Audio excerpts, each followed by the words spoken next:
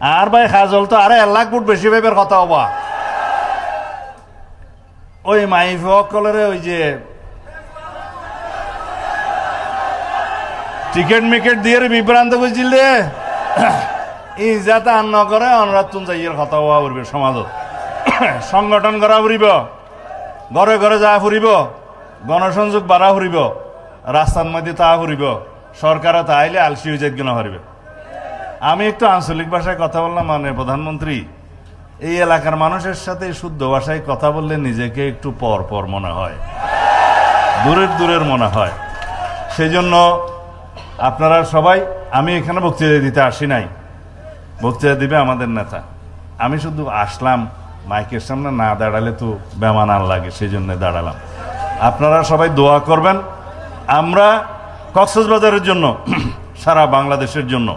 বৃহত্তর master plan করে আমাদের নেতা বলেছেন আই হ্যাভ এ প্ল্যান ওনার একটা প্ল্যান আছে আমরা কি বলি উই হ্যাভ এ প্ল্যান আমাদের একটা প্ল্যান আছে বাস্তবায়ন শুরু হয়েছে দেশের মানুষ দেখতে শুরু করেছে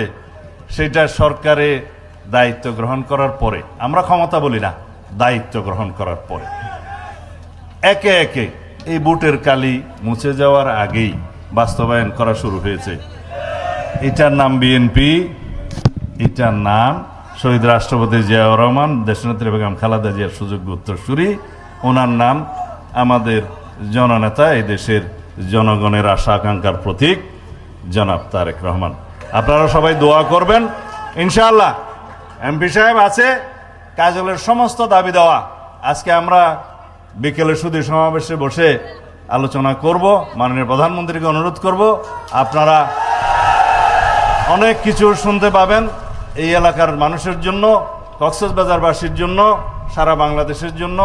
যা কিছুই প্রয়োজন তিনি চিন্তা ভাবনা করে রেখেছেন একে একে সেগুলো পরিকল্পনা প্রকাশ করবেন ইনশাআল্লাহ বাস্তবায়ন হবে